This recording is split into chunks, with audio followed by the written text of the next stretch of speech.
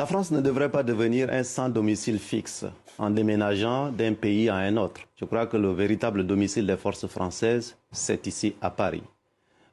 Et un peu d'histoire. Le général de Gaulle qui a fait appel à mes ancêtres, aux tirailleurs tchadiens et sénégalais, pour aider à libérer la France, après quelques années, a demandé aux Américains de quitter Paris.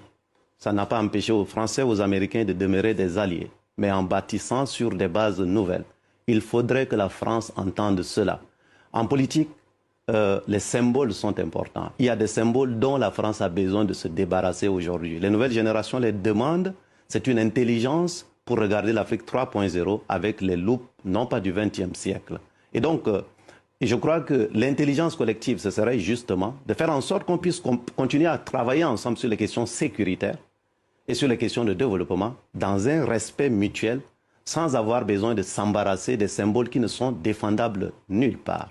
Et je crois que 1, 2, 3 et 4 et 5 et 6, ça donnerait l'impression que la France est en train d'être chassée un peu partout, alors que la France a les moyens d'anticiper, d'écouter. Ça fait des années que nous avons rappelé cela. Je crois que l'imprécision sur le double langage a été rappelée. Justement, est-ce que vous rejoignez ce que vient de dire Niagalé Bakayoko? Non seulement nous rejoignons, mais nous avons anticipé cela.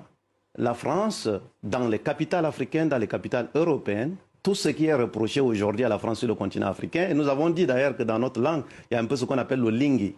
Le Tchad est berceau de l'humanité. La France a enterré une partie majeure de sa crédibilité sur le continent africain au Tchad à travers son attitude. Et ça, nous n'avons pas attendu que les choses se passent maintenant. Nous avons dit à tous les niveaux possibles qu'il fallait changer cette donne. Et donc, les Africains aujourd'hui, ce qui se passe à Paris est vu dans mon village de manière instantanée.